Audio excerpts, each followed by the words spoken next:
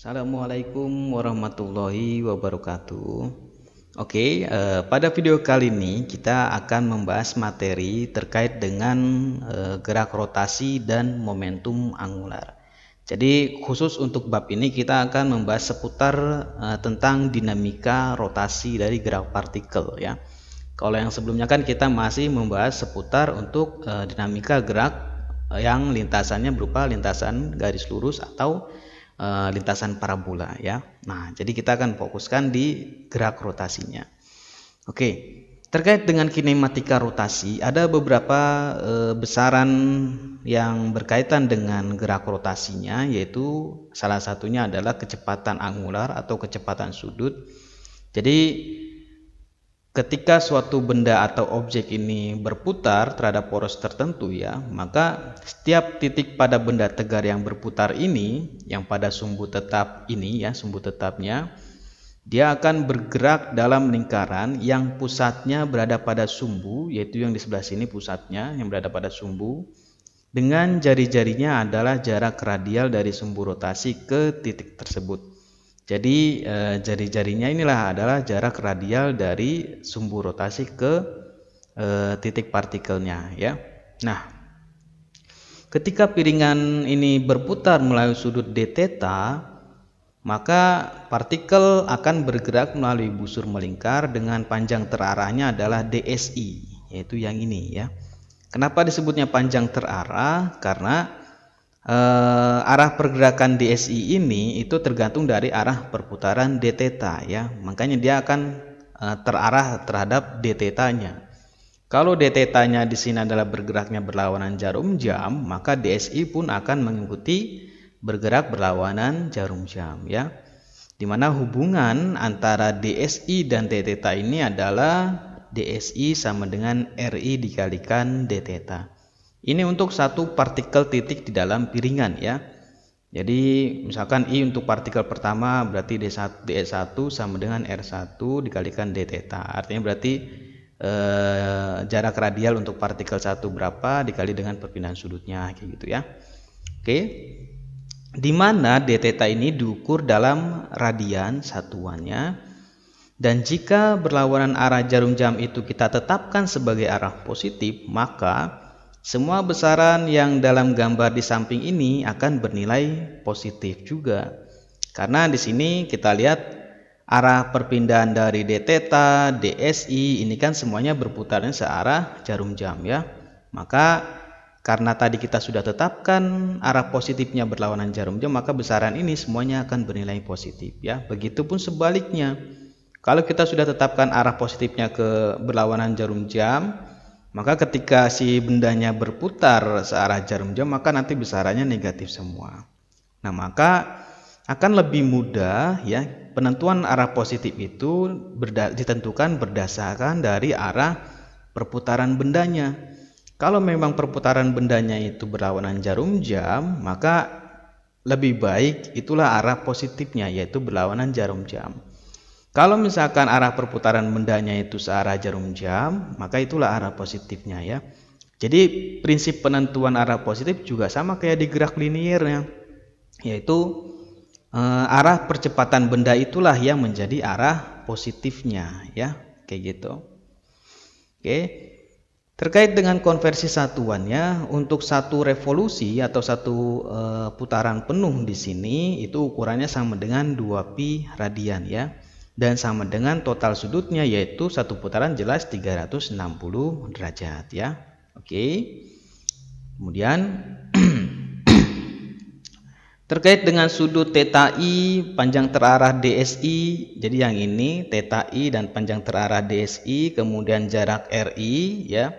Ini nilainya bervariasi dari satu partikel ke partikel lainnya. Jadi setiap partikel akan mempunyai nilai theta I, RI, DSI yang berbeda ya. Misalkan partikel di sini dengan yang di sebelah sini ini kan pasti berbeda.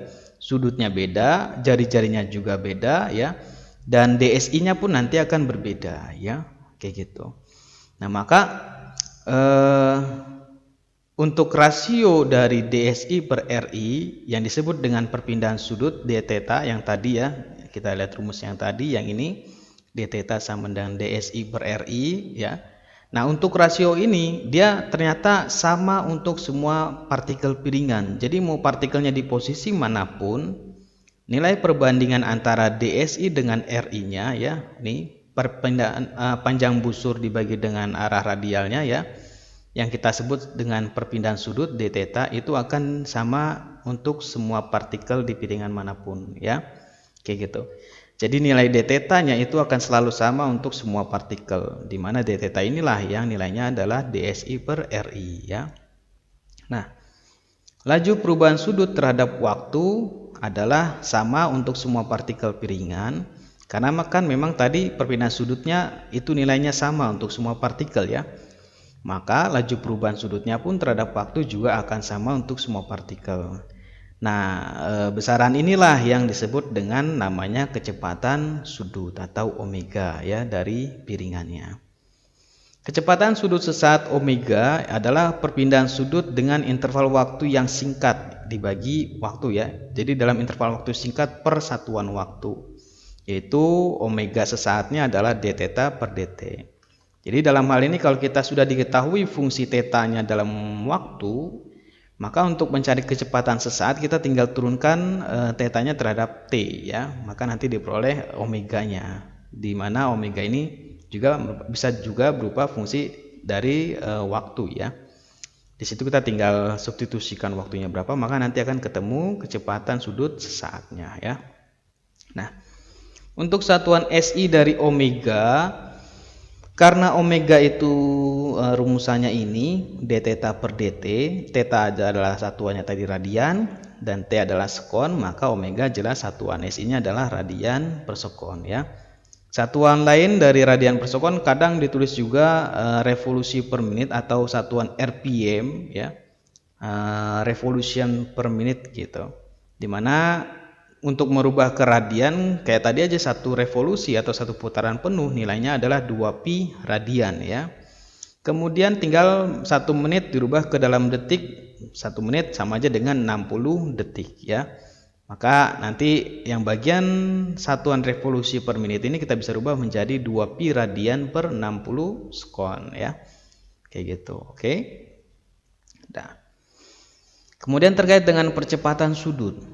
Percepatan sudut merupakan laju perubahan kecepatan sudutnya. Jadi kalau kecepatan sudutnya berubah terhadap waktu, maka jelas nanti ada percepatan sudutnya ya, gitu.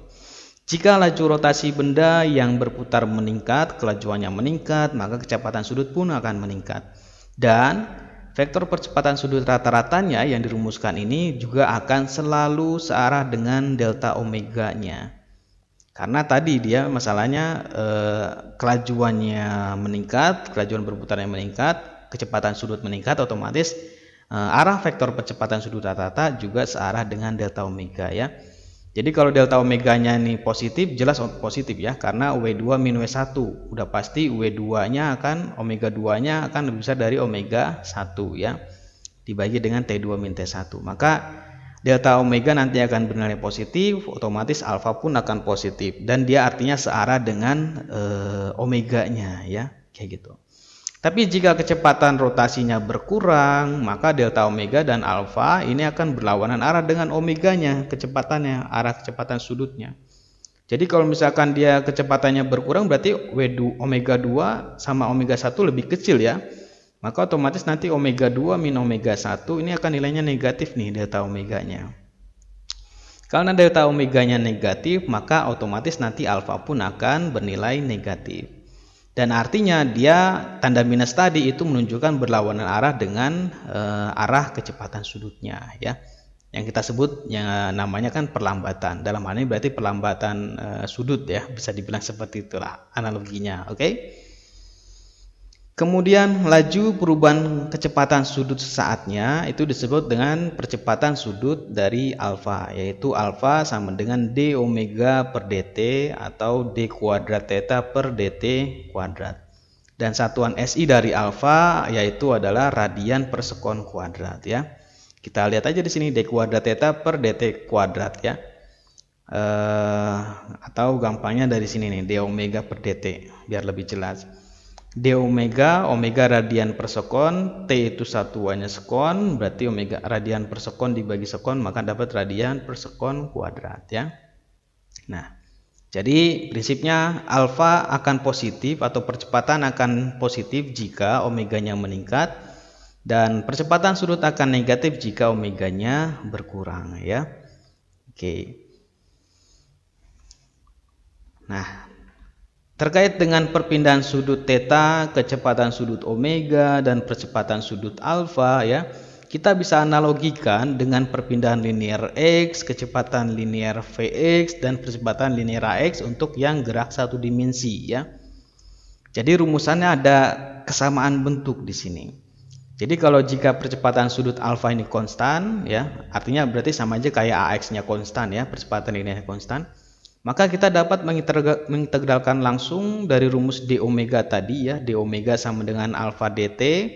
Kalau kita integralkan, integral d omega adalah omega, integral alfa dt berarti kan alfa kali t, tapi ingat ditambah konstanta. Nah, konstantanya itu berkaitan dengan fungsinya.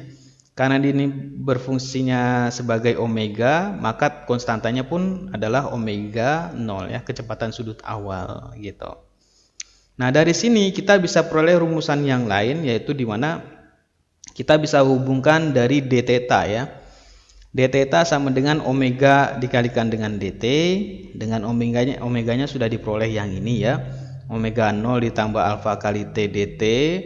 Maka kalau kita integralkan kedua sisinya, integral d theta dapatnya theta ya.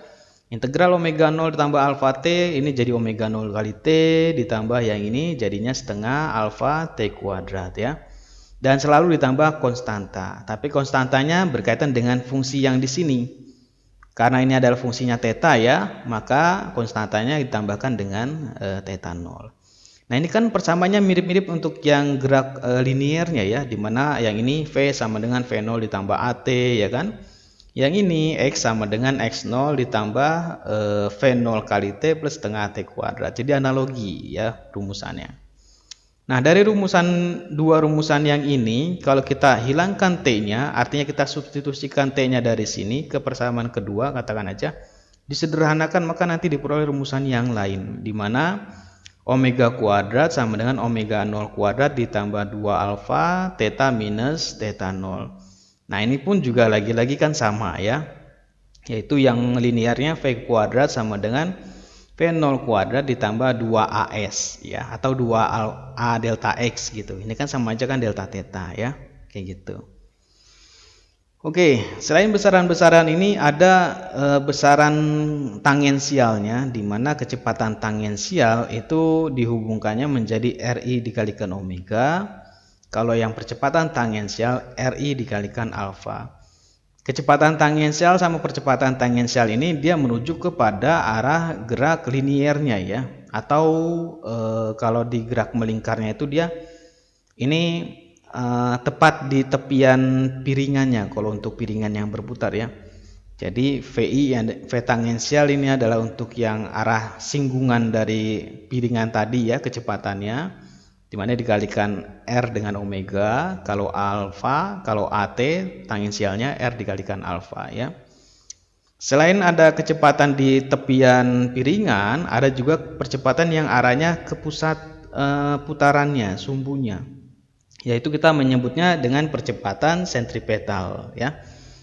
Dimana percepatan sentripetal itu adalah Vt kuadrat dibagi dengan R ya.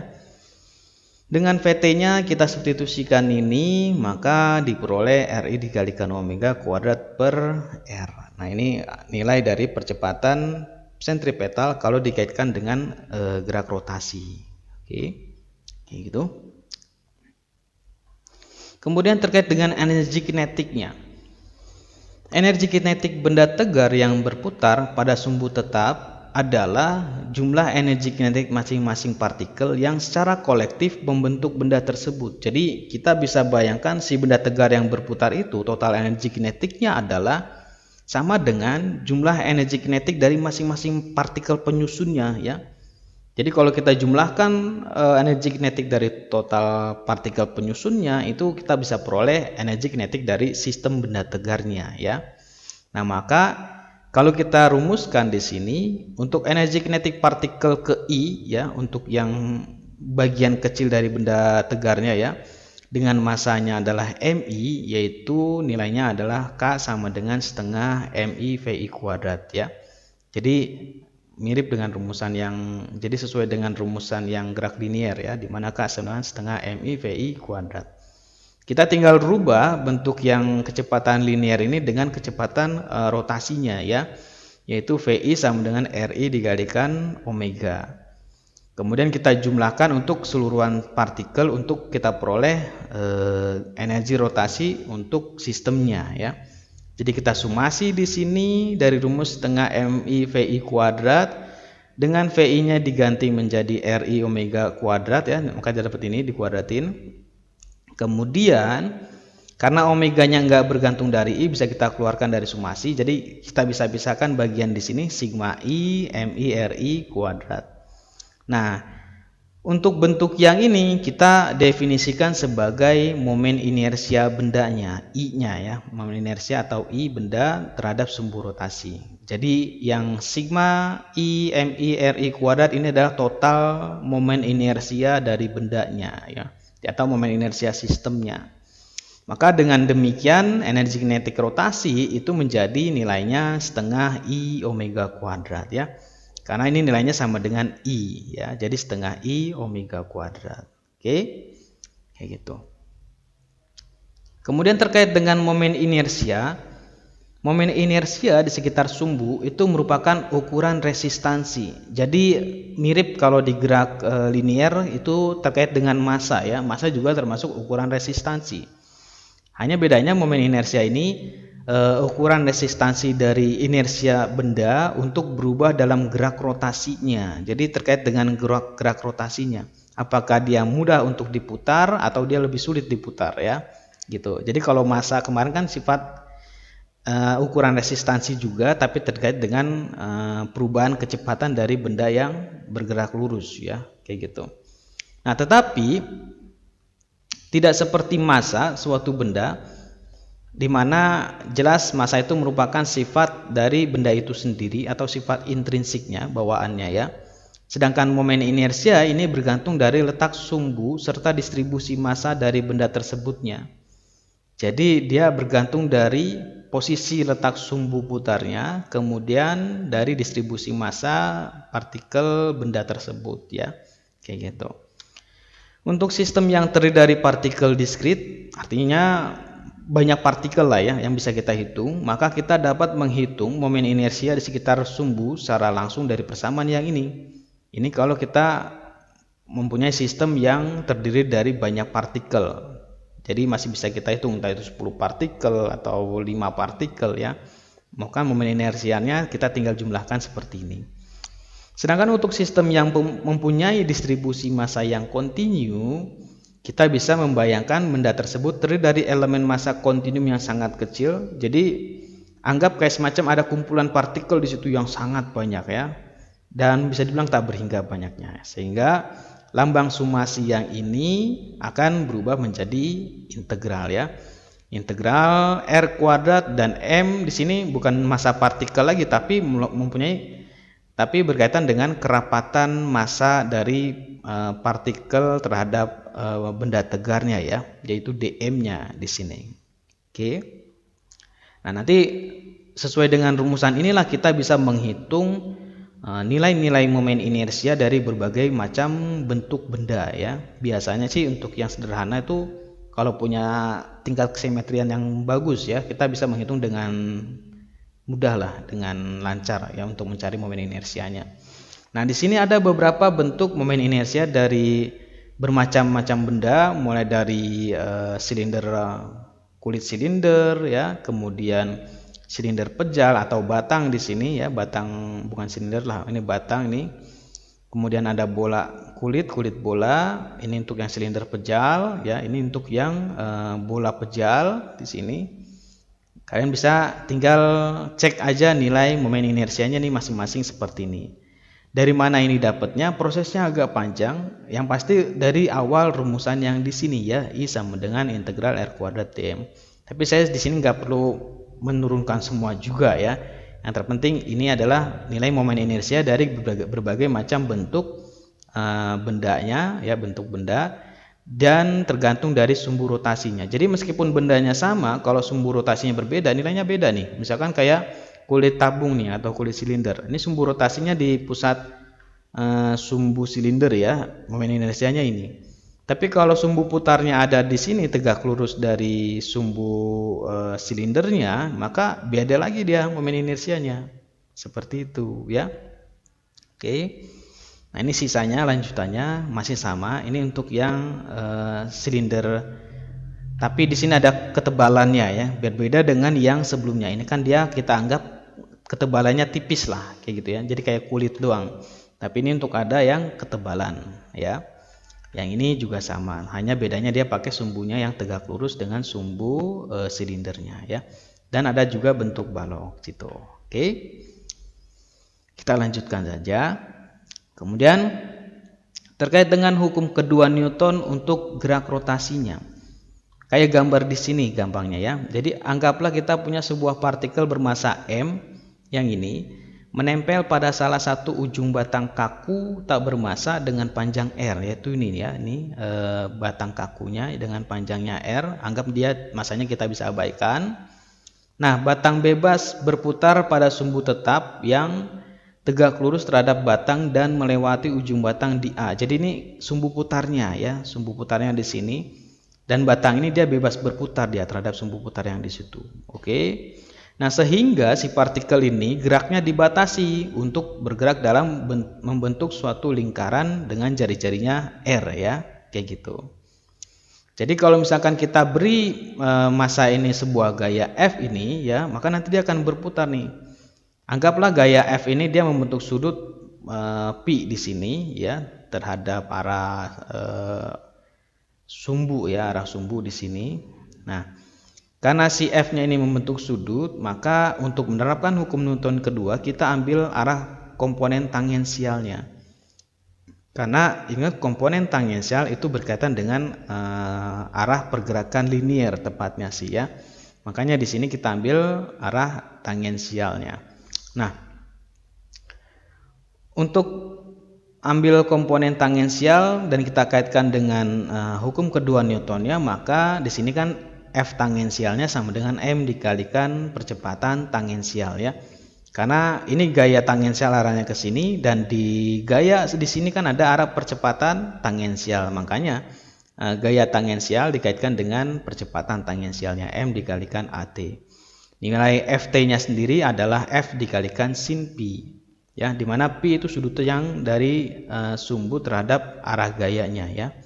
Nah, karena F tangensial di sebelah sini posisinya di depan sudut, makanya di sini pakainya sin ya. Ft sama dengan F sin pi. Inilah gaya untuk komponen tangensial dari F-nya ya. Dan AT adalah komponen tangensial dari percepatan. Oke.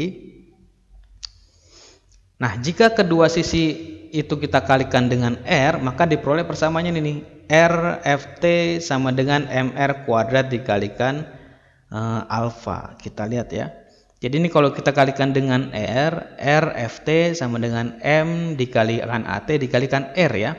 Tapi kan AT-nya sendiri adalah R dikalikan alfa, maka nanti dapatnya Mr kuadrat dikalikan alfa kan?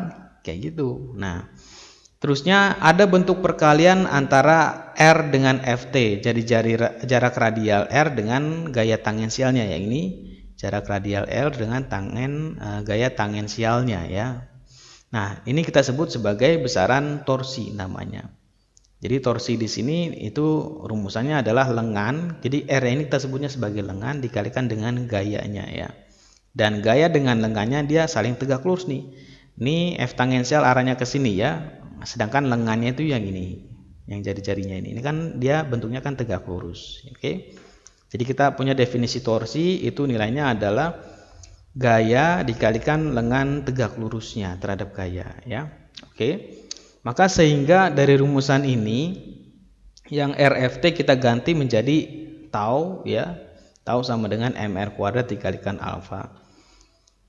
Sedangkan untuk benda tegar yang berotasi, nilai torsi dari tiap partikel yaitu nilainya adalah MI RI kuadrat dikalikan alfa. Ini untuk satu partikel, untuk semua partikel ke I ya. Partikel ke satu, kedua, ketiga ya. Ini kalau ada banyak partikel. Ini kan untuk satu contoh yang di sini ya. Kalau dia sistemnya untuk benda tegar kan bisa kita asumsikan, kita bisa bayangkan ada begitu banyak partikel titik di dalam benda tegar itu ya, sampai tak berhingga jumlahnya bisa dibilang ya. Jadi di sini tahu I yang di sini itu untuk yang partikel di benda tegarnya ya, nilainya sama dengan MI dikalikan RI kuadrat dikalikan dengan alfa ya. Oke, nah maka total torsi dari semua partikel tadi dalam benda tegar tadi, maka sigma torsi I yang ini totalnya maksudnya yaitu sigma MI RI kuadrat dikalikan alfa, dan yang bagian sigma MI RI kuadrat kan sama aja dengan I, jadi tinggal I dikalikan alfa ya, sederhananya. Jadi perhitungan torsi internal ini, karena kan di sini dia untuk setiap partikel ya, jadi kita sebutnya torsi internal yang digerakkan oleh partikel dalam suatu sistem antara satu sama lain itu memberikan hasil yang sama, yaitu yang ini nih, I dikalikan alfa ya. Nah, maka dari situ total torsi yang bekerja pada sistem otomatis sama dengan total torsi eksternal yang bekerja pada sistem. Dengan demikian bisa kita tulis persamaan ini menjadi kayak gini ya. Total torsi eksternalnya itu sama dengan I dikalikan alfa. Nah, persamaan bentuk seperti inilah ya, dia mempunyai kemiripan dengan hukum Newton untuk yang gerak linearnya, hukum kedua Newton ya, yang untuk gerak linear, di mana sigma F sama dengan M dikalikan A ya. Jadi dengan demikian persamaan ini itu bisa kita katakan sebagai bentuk hukum kedua Newton dalam hal gerak rotasinya. Jadi kalau gerak linear sigma F sama dengan M kali A, maka untuk gerak rotasi sigma tau sama dengan I dikalikan alfa ya, kayak gitu. Oke. Nah, untuk kondisi non-slip, jadi dalam persoalan fisika memang ada banyak situasi di mana tegangan tali yang bersentuhan dengan roda katrol yang berputar ya. Kadang kita selalu mengabaikannya bahwa si katrolnya nggak berputar, artinya berarti dia slip, bisa dibilang kayak gitu. Nah, karena di sini kondisinya adalah non-slip, berarti ketika si tali itu dihubungkan dengan roda katrol yang berputar, maka kita asumsikan si rodanya itu ikutan berputar, enggak slip dia terhadap talinya ya. Jadi agar talinya tidak tergelincir pada roda katrol, maka bagian dari tali dan roda yang bersentuhan itu harus memiliki kecepatan tangensial yang sama ya. Jadi antara tali dengan roda yang bersentuhan langsung itu dia harus memiliki kecepatan tangensial yang sama supaya dia tidak terjadi slip ya. Kalau terjadi slip kan jelas nanti kecepatan tali untuk mengulur gitu ya ketimbang rodanya kan nggak sama nantinya, itu nanti kan terjadi slip. Maka untuk keadaan non slip atau tidak tergelincir, di mana nilai kecepatan tangensial tali harus sama dengan kecepatan tangensial dari katrolnya ya. Jadi di sini VT-nya jelas sama dengan R dikalikan omega. Dengan R ini adalah jari-jari dari roda katrolnya ya. Dengan VT itu kecepatan tangensial tali, dan R omega adalah kecepatan tangensial dikeliling roda katrol ya, di mana roda berjari-jari R dan berputar dengan kecepatan sudutnya adalah omega. Nah, dengan menurunkan kedua sisi persamaan tersebut nih, dari sini kita turunkan lagi, maka akan diperoleh nilai percepatan sudut ya, yaitu AT sama dengan R dikalikan alfa. Oke. Di mana AT percepatan tangensial talinya dan alfa adalah percepatan sudut roda gitu. Oke. Kemudian terkait dengan daya, jadi ketika kita memutar suatu objek itu artinya kan sama aja kita melakukan kerja padanya ya, pada bendanya dengan memindahkan energi kinetiknya. Nah, sekarang tinjau sebuah gaya F ya bekerja pada objek yang berputar. Ketika objek itu berputar dengan sudut d theta dan titik di mana gaya itu bekerja berpindah dengan jarak ds ya, R dikalikan d theta, maka gaya yang memberikan kerjanya itu nilainya sama dengan ini, dw sama dengan ft dikalikan ds. Karena kan W itu kan sama dengan F kali S ya. Jadi dW di sini anggap ini untuk perpindahan yang kecil. dW sama dengan Ft dikalikan ds. Oke. Di mana ds-nya sendiri itu nilainya adalah R dikalikan d theta. Maka ini sama aja FTR dikalikan d theta, dan bagian R dikalikan Ft-nya itu kan sama aja torsi ya, atau tau di sini, tau d theta ya, tau d theta. Di mana theta adalah torsi yang digerakkan oleh gaya F-nya, dengan Ft adalah komponen tangensial dari gayanya ya, sehingga kerja atau dW yang dilakukan oleh torsi pada sebuah objek ketika objek tersebut berputar melalui sudut yang kecil d theta, ini nilainya sama dengan dW sama dengan R tau dikalikan dengan d theta ya. Ini bukan R nih, tau ya. Gitu. Ini rumusan terkait dengan kerja terhadap perputaran sudut ya. Nah, laju di mana torsi tersebut melakukan kerja atau daya masukan dari torsi, itulah yang disebut dengan dayanya ya. P sama dengan dW per dt. Maka dari sini kalau dW dibagi dengan dt, ini pun nanti dibagi dengan dt ya. Jadi tau dikali dengan d theta per dt. Dan kita tahu d theta per dt itu sama dengan omega ya. Ini kalau dihubungkan dengan yang dianalogikan dengan kasus linier ya, P itu sama dengan F dikalikan V ya. Tapi kalau di sini dia tau dikalikan omega. Nah, jadi ada kemiripan di situ. Oke. Jadi banyak kemiripan untuk kasus linier dengan rotasi ya.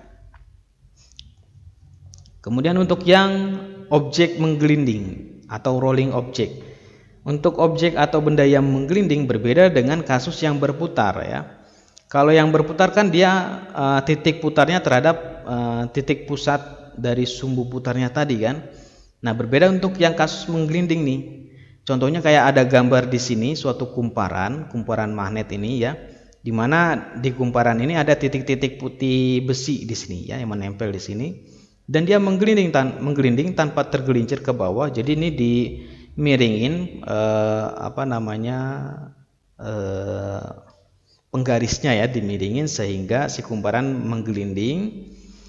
Dan kalau kita lihat titik-titik putih di sini ya dari kumparan yang bersentuhan dengan kemiringan ya, itu sesaat akan segera diam, dia kayak seolah-olah diam, dan kumparan berputar pada sumbu rotasi yang melalui titik-titik kontaknya. Jadi yang di sini nih sumbu putarnya justru ya, titik kontak antara kumparan dengan alasnya ya, alasnya di sini. Karena kita lihat di titik ini itu dia seolah-olah titiknya kan diam, tapi kalau dia semakin jauh dengan titik kontaknya, dia jadi kayak semacam bergerak dengan kecepatan yang lebih tinggi dibanding yang di sebelah sini ya. Jadi semakin jauh dia kecepatannya semakin tinggi nih. Kita lihat di sini. Ini kan dia lebih blur kan, arah titik putihnya kan ketimbang yang mendekati pas di titik kontaknya kan. Jadi inilah sebagai titik sumbu putarnya nih, yang ini nih. Jadi kalau kita gambarkan si partikel yang ada di kumparan itu berputarnya terhadap titik kontak yang di sini, inilah sumbu putarnya ya. Bahkan si roda pun ini berputarnya terhadap yang ini nih, titik kontaknya, tuh titik pusat rodanya ya. Kayak gitu. Jadi kalau sebuah roda dengan radius R di sini berputar tanpa tergelincir di sepanjang permukaan yang datar ya, maka titik pada roda bergerak dengan kecepatan V-nya sama dengan R dikalikan omega. Jadi titik-titik yang pada roda ini dimanapun nilainya adalah R dikalikan dengan omega. Omega itu ya percepatan dari putar rodanya ini ya. Dan di mana R adalah jarak radial dari sumbu rotasi ke titik P. Sumbu rotasinya ini ke titik P, itu arah radialnya ya, tahu jarak radial. Sedangkan pusat massa roda yang bergerak dengan kecepatan ini VCM-nya adalah R dikalikan omega, yaitu jari-jari roda dikalikan dengan kecepatan sudutnya. Ini dia nilainya konstan ya. Kalau ini kan dia bervariasi tergantung dari jarak radialnya R ya untuk titik yang lain. Tapi kalau pusat massa dari roda dia selalu, yaitu nilainya sama dengan R dikalikan omega. Oke. Nah, untuk titik pada puncak roda di mana R-nya sama dengan 2 kali dengan jari-jari rodanya, jadi di sini ya, titik puncak di sini. ya. Jadi di bagian atas ini itu ternyata roda bergerak 2 kali lipat kecepatannya ketimbang di pusat roda. Karena di pusat roda kan tadi cuman apa? R dikalikan omega ya. Tapi ketika di puncaknya, ini di puncak sini kecepatannya di mana menjadi 2 kalinya nih, karena nih R-nya adalah 2 kali jari-jari ya. Makanya di sini kalau kita lihat untuk yang menggelinding kecepatan ini itu kan dia kita lihat kan lebih cepat ya, karena ada blur di sini titik putihnya kan ketimbang yang mendekati pusat, bukan pusat sih, titik kontaknya ya, sentuhannya ya. Kayak gitu. Yang di pusat dibandingin dengan ini kan jadinya agak berbeda ya.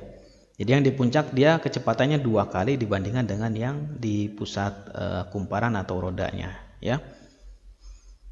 Nah, dengan menurunkan persamaan sebelumnya akan memberikan percepatan pusat massa center of mass ini cm pusat massa nilainya sama dengan R dikalikan alfa.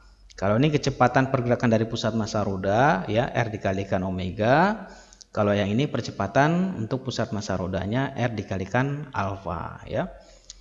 Kemudian sebuah roda dengan radius R yang berputar tanpa tergelincir di sepanjang jalur yang lurus. Saat roda berputar melalui sudut P, ini misalkan sudah berputar sejauh P sudutnya. Nah, titik kontak antara roda dan permukaan itu bergerak sejauh S yang dihubungkan oleh S sama dengan R dikalikan P. Jadi nilai S ini itu sama dengan R dikalikan dengan P. Jadi ini mirip dengan definisi awal kita ya, di mana nilai panjang busur ini sama dengan jarak radialnya dikalikan dengan perpindahan sudutnya ya. Jadi R dikalikan P. Oke. Jika roda itu menggelinding pada permukaan datar, pusat massa roda tetap berada tepat di atas titik kontak ya. Dia kan selalu di sini kan titik pusat roda kan. Sehingga juga akan bergerak melalui jarak RP juga nih yang pusat rodanya ya. Nah, untuk benda yang berputar, energi kinetik relatif terhadap kerangka inersia yang bergerak dengan pusat massanya yaitu nilainya sama dengan setengah I omega kuadrat. Jadi I-nya adalah I pusat massa, center of mass-nya ya, dikalikan omega kuadrat. Jadi dengan demikian total energi kinetik benda yang menggelinding tadi ya itu nilainya sama dengan setengah mv kuadrat pusat massanya ditambah setengah I pusat massa omega kuadrat. Jadi ini sama aja energi kinetik untuk translasinya yang bergerak lurus ditambah dengan energi kinetik untuk yang rotasinya ya, yang I omega kuadrat. Itu ini energi kinetik total untuk benda yang menggelinding. Nah, lalu kemudian bagaimana untuk benda yang slip nih? Jadi dia berputar menggelinding tapi ada slipnya juga gitu loh. Jadi dia berputar tapi slip gitu. Maka ketika sebuah benda yang tergelincir atau slip saat menggelinding, kondisi yang non slip anti slip ini untuk yang VCM sama dengan R omega jadi tidak terpenuhi ya, atau tidak berlaku. Karena jelas nanti mungkin aja V pusat massa ini lebih cepat ketimbang perputaran dari bola di sini ya, kayak gitu. Atau sebaliknya mungkin bisa juga perputaran rodanya lebih besar gitu, tapi VCM-nya lebih kecil, bisa aja ya. Kayak gitu. Nah, maka untuk membayangkannya kita bisa ambil contoh kasus di sini. Misalkan pemain bowling ya melemparkan bola bowlingnya tanpa putaran awal. Jadi bolanya awalnya tidak berputar, kita lemparkan gitu dengan omega nolnya jelas 0 ya, karena tanpa putaran awal.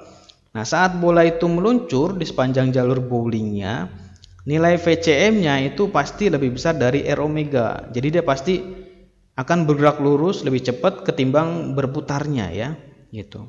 Nah, namun gaya gesek kinetiknya ini kan di sini ada gaya gesek kinetik ya, akan mengurangi kecepatan linearnya. Jadi dia makin lama akan mengurangi kecepatan linearnya, kemudian meningkatkan kecepatan sudut omeganya. Otomatis dia akan berputar lebih cepat ya, kayak gitu.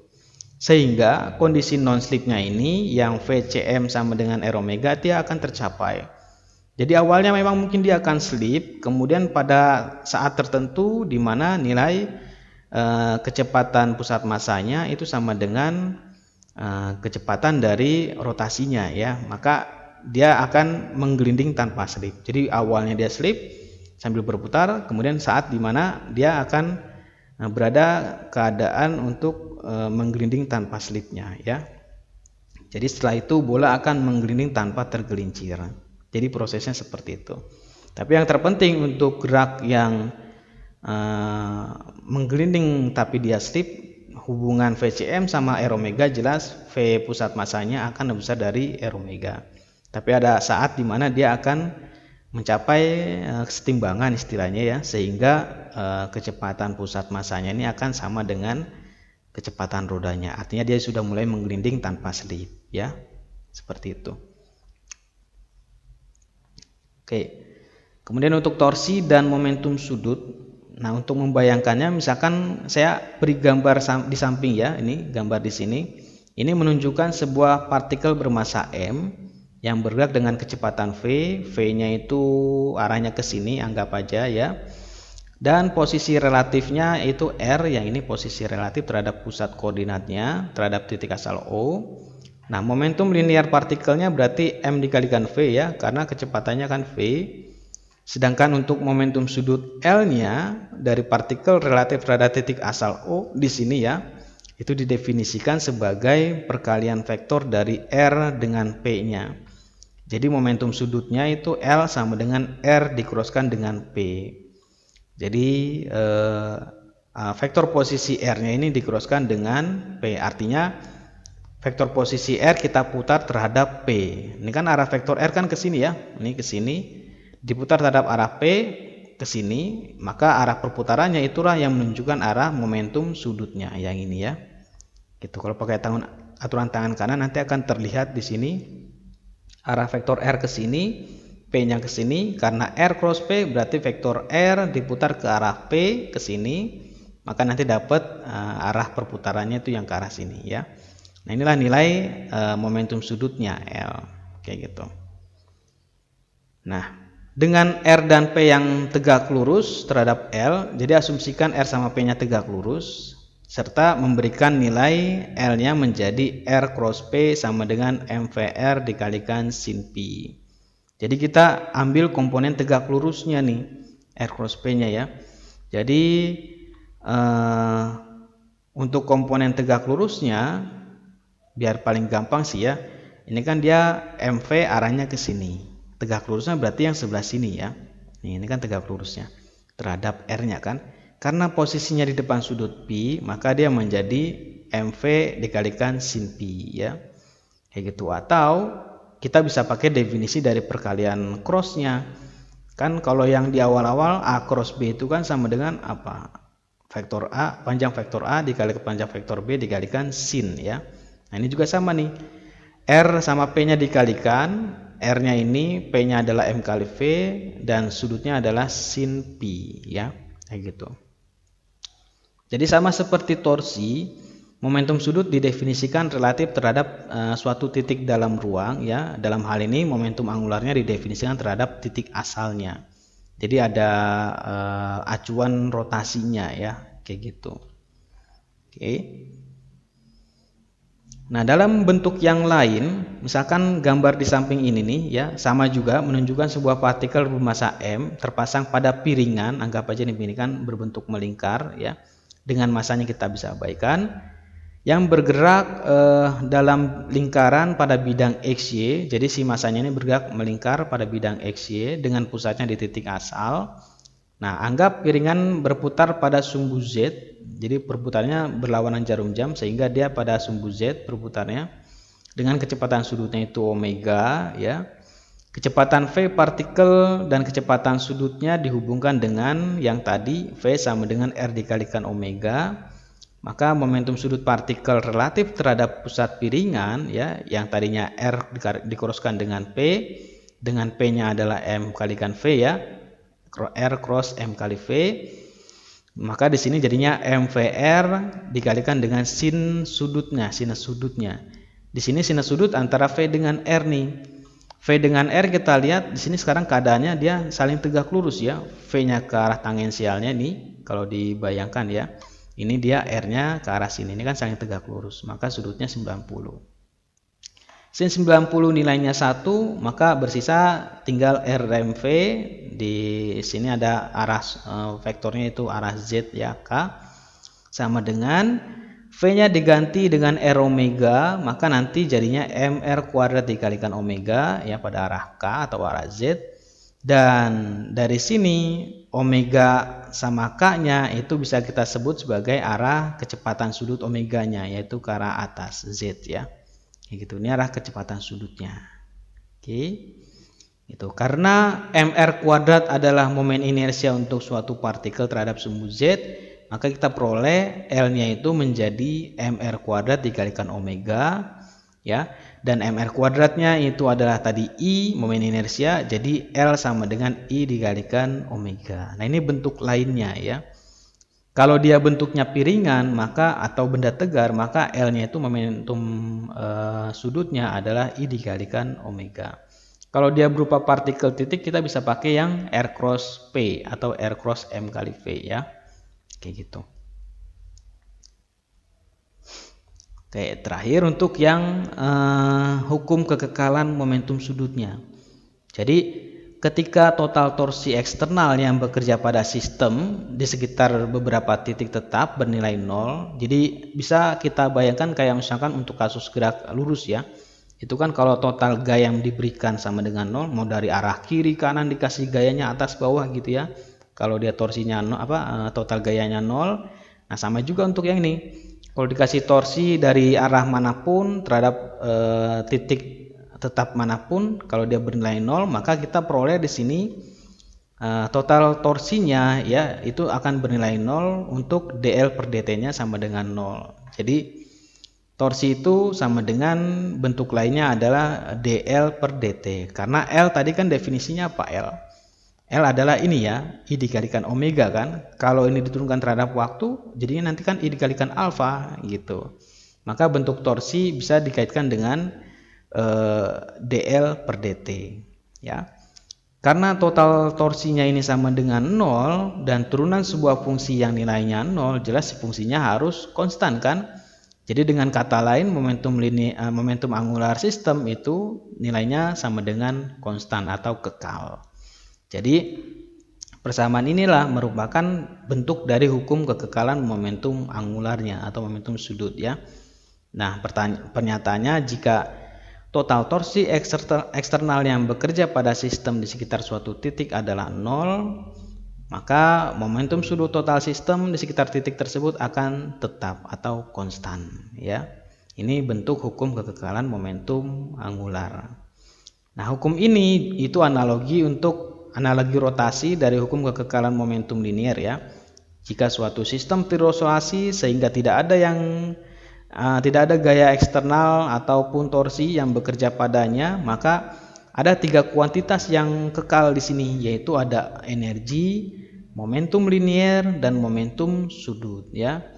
Jadi secara umum kalau sistemnya itu terisolasi sehingga tidak ada gaya eksternal yang bekerja, maka atau torsi yang bekerjanya juga 0 gitu ya, maka 3 kuantitas yang kekal adalah energi, momentum linier, dan momentum sudut ya. Kayak gitu. Oke, untuk gambarannya di sini misalkan kita ambil kasus tumbukan yang bisa kita terapkan untuk kasus hukum kekekalan momentum angular. Jadi anggaplah di sini ada 2 buah piringan, masing-masing berputar dengan kecepatan sudut omega 1 dengan momen inersianya I1 ya. Kemudian ini juga dengan kecepatan sudutnya nanti omega 2 dan momen inersianya I2. Dan dia bertumbukan di sini, tapi karena ada gesekan antara piringan satu dengan yang lain, maka dia nanti akan menempel sehingga kecepatan sudutnya akan sama ya di sini. Oh ya, kalau yang ini dia keadaan diam ya. Jadi yang pertama di sini si piringannya berputar dengan omega 1. Kalau yang piringan kedua di sini diam ya, saya nggak baca di sini. Oke.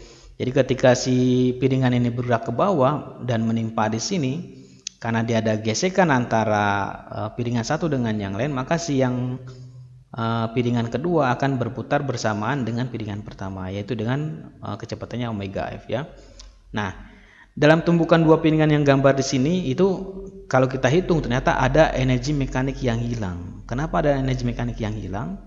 Karena ada gesek kinetik yang antara 2 piringan tadi yang membuat si kedua piringan ini mencapai kecepatan sudut yang sama nih. kita bisa tunjukkan dari penulisan hukum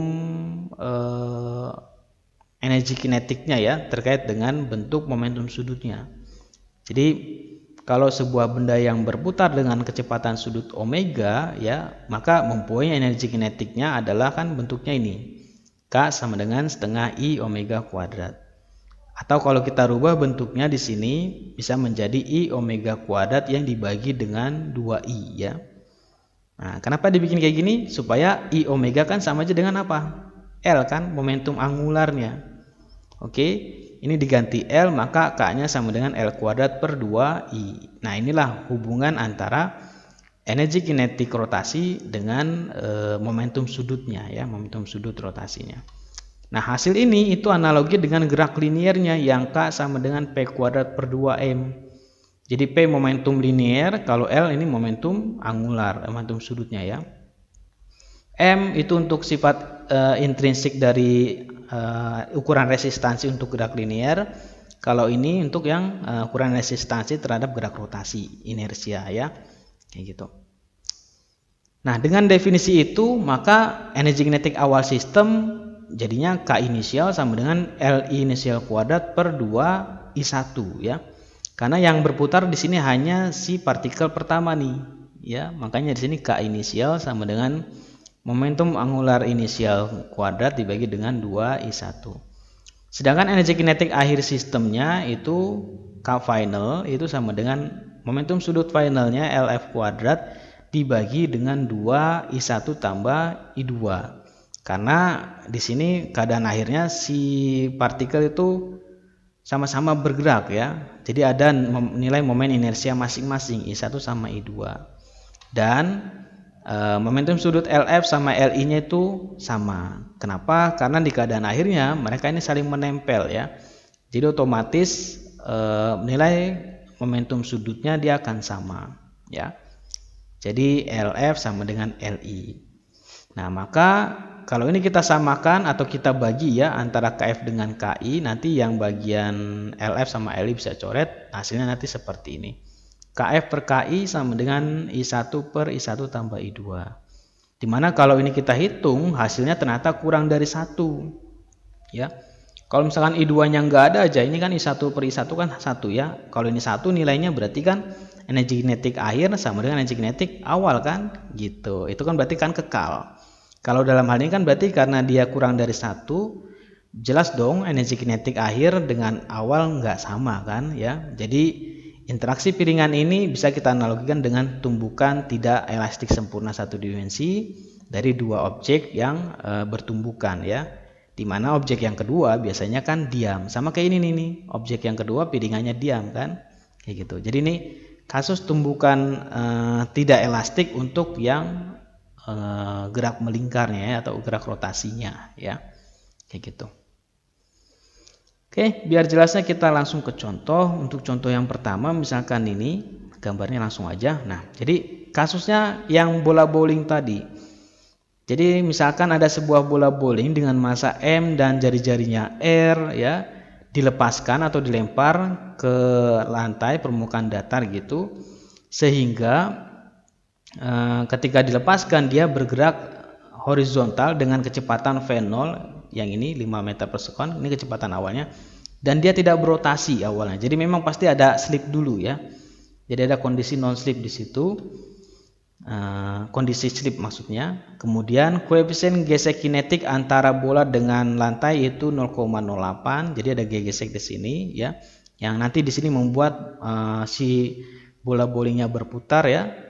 Sehingga nanti ketika dia mulai menggelinding maka kecepatan putarnya sama dengan kecepatan linearnya ya. Nah, yang dicari adalah yang A ini waktu yang dibutuhkan si bola waktu ketika bola ini skid itu artinya tergelincir ya. Jadi slip ketika bergerak sepanjang lantainya di sini ya, permukaan datarnya di sini nih. Kita mencari waktu si bola tadi selama dia slip nih, sampai ketika dia menggelinding tanpa slip. Kan pasti kan keadaannya awalnya kemudian dia slip dulu, pada akhirnya dia nanti akan menggelinding ya, dimana Di situ terpenuhi kondisi yang untuk keadaan tidak slip ya. Nah, kita mencari waktunya di situ. Kalau yang B adalah jarak si bola tadi selama tergelincir tadi ya, sekitar itu tergelincir. Oke. Nah, untuk mencari yang A, kita bisa kaitkan ke hukum Newtonnya dulu yang paling gampang ya. Untuk yang arah X, sigma Fx sama dengan M dikalikan percepatan pusat masanya yang pada arah X, ini bolanya ya. Jadi kita lihat per bagian, per geraknya dulu. Di sini kan geraknya ada gerak translasi, ada gerak rotasi ya. Nah, yang translasi kita bisa pakai hukum Newtonnya. Nah, di sini sigma Fx yang bekerja adalah hanya gaya gesek kinetik nih. Yang arahnya ke kiri kan, dia berarti kan negatif minus ya.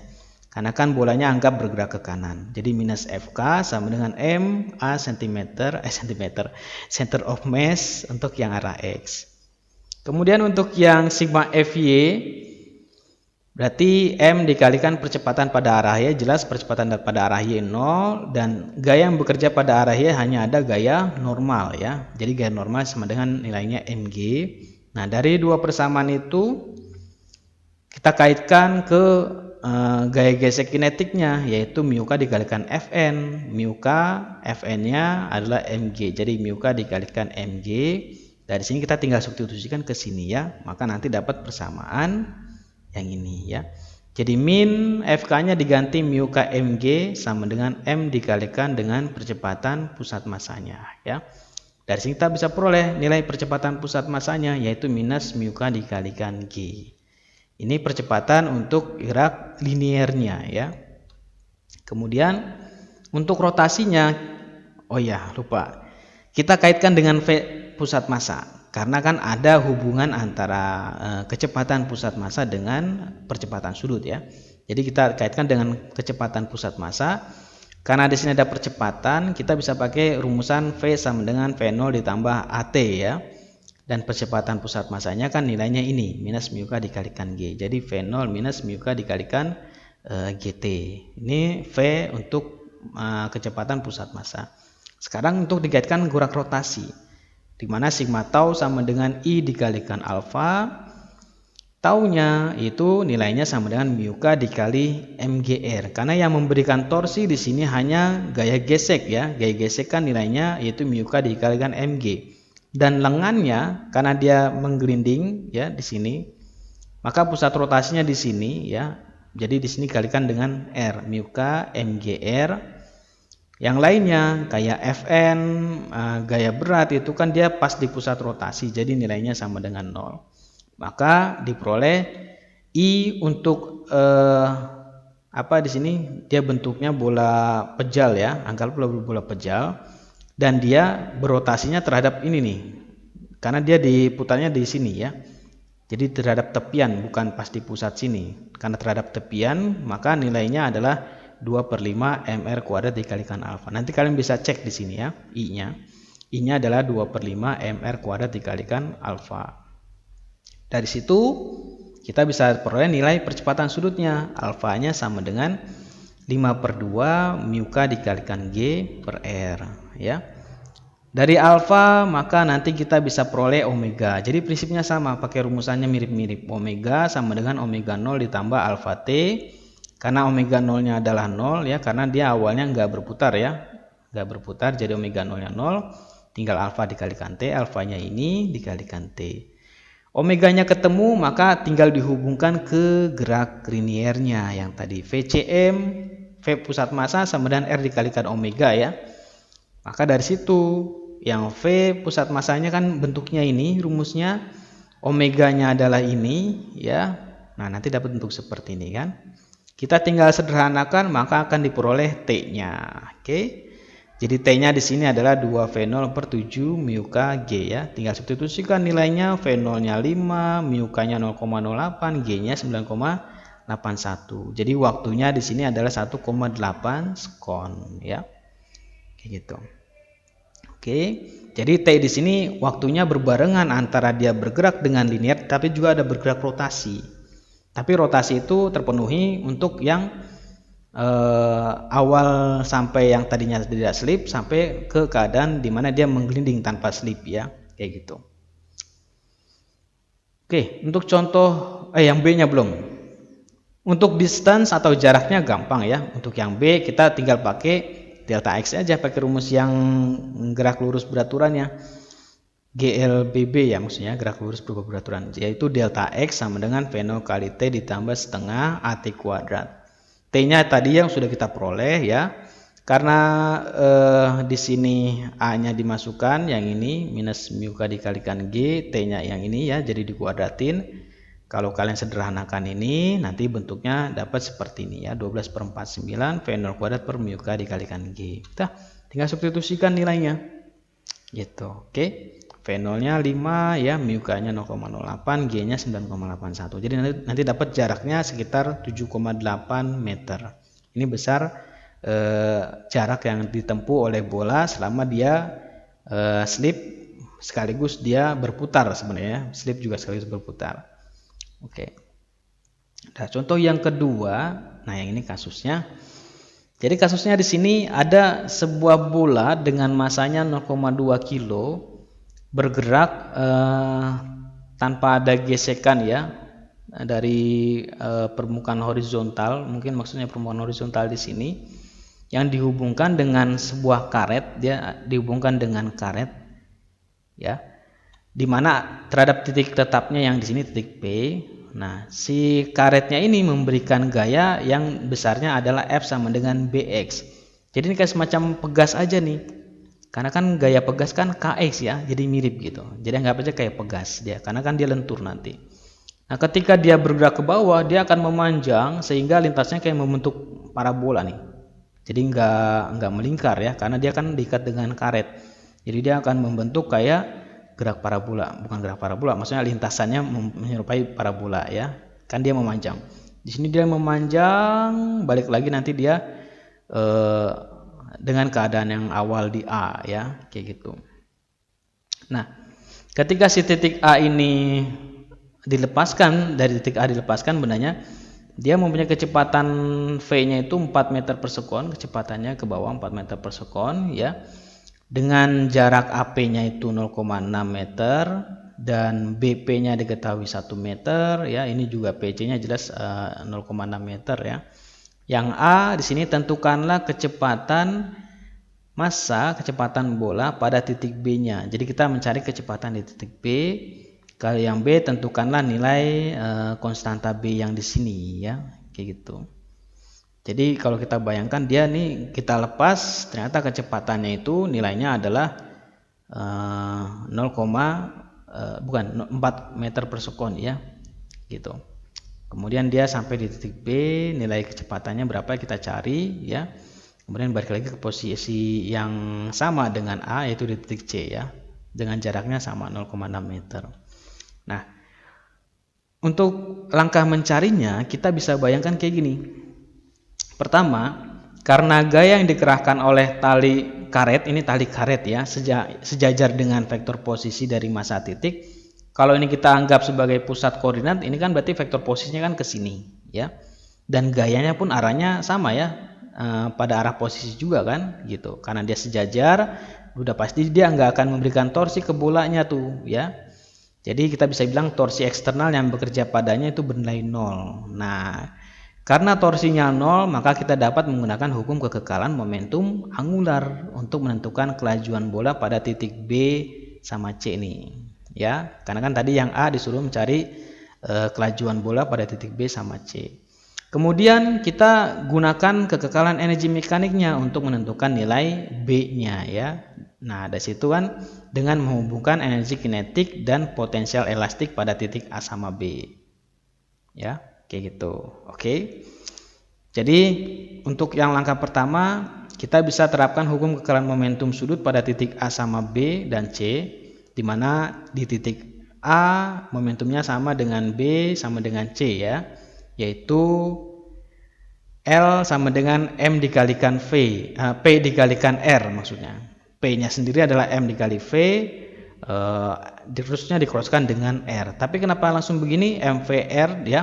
Karena di sini kita lihat, kalau balik lagi ke slide sebelumnya, nih, ini kan arah momentumnya kan ke sini ya, vektor posisinya kan arahnya ke sini. Intinya kan saling tegak lurus antara R dengan P-nya ya. Maka dari situ kan jadinya yang tadinya rumus L itu rumusnya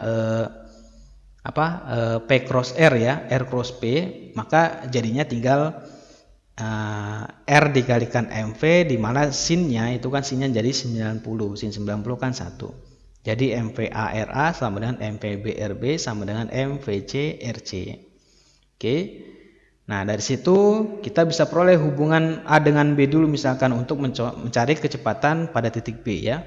Jadi dari sini hubungan ini sama ini kita bisa peroleh nilai kecepatan di titik B, yaitu RA per RB dikalikan VA, substitusikan nilainya, langsung ketemu VB-nya sekitar 2,4 ya. Maka untuk titik C kita bisa samakan dengan A juga, atau dengan B juga nggak apa-apa ya, karena kan B sudah diketahui. Samakan ini dengan ini nanti dapat bentuk yang ini ya. Udah tinggal substitusikan lagi nilainya ya. RA sama RC sama 0,6, VA-nya 4 meter per sekon. Jadi di VC pun sama 4 meter per sekon. Jadi kecepatan di titik A dengan titik C itu sama, karena dia kayak semacam kembali ke keadaan awalnya ya, kayak gitu. Itu untuk yang A. Untuk yang B, kita bisa mencari hukum kekekalan energi mekaniknya. Kita bandingkan antara titik A sama titik B ya. Dimana energi mekaniknya juga kekal karena kan torsinya 0. Kalau torsinya 0, jadi selain dia momentum angularnya kekal, maka energinya pun kekal ya. Maka dari situ kita bisa hubungkan kinetik di titik A ditambah potensial di titik A sama dengan kinetik B ditambah potensial B, maka diperoleh hubungannya setengah MVA kuadrat ditambah setengah BRA kuadrat. Ini potensial untuk di titik A ya. Yang di titik B berarti setengah BRB kuadrat. Kenapa potensialnya bisa dapat seperti itu? Ingat lagi rumus potensial, delta U sama dengan minus integral FDR ya. Nah, karena F-nya adalah dia kayak semacam gaya pegas, ya, dia nilainya minus BR nih. Karena pasti arah gaya dengan arah gerak bolanya kan berlawanan ya. Kayak gitu. Jadi dia minus di sini, minus BR. Nah, dari sini kita tinggal integralkan, maka dapat U-nya adalah setengah BR kuadrat ditambah U0. Ya, anggap potensial 0 ini, U0 ini sama dengan 0. Jadi dapat U-nya adalah setengah BR kuadrat ya. Kayak gitu. Ini titik A, yang ini titik B. Oke, maka dari situ kita tinggal substitusikan nilai-nilainya ya. Kita gabung-gabungkan, di mana karena kita mencari B, maka ini bisa digabung dengan B, yang VB sama VA bisa digabung ke sini ya. Tinggal dibagi, nanti diperoleh bentuk B-nya seperti ini. Udah deh, selesai. Jadi gampang ya. Tinggal substitusikan nilainya, maka akan diperoleh konstanta B-nya sekitar 3 Newton per meter ya. Kayak gitu. Oke, saya rasa untuk materi terkait dengan rotasi dan momentum angular cukup sampai sini ya. Kalau misalkan nanti ada yang masih bingung, kalian bisa baca-baca lagi di buku tiplernya gitu ya. Biar lengkapnya ada di situ. Oke. Mungkin itu saja dari saya ya. Kurang lebihnya saya mohon maaf. Assalamualaikum warahmatullahi wabarakatuh.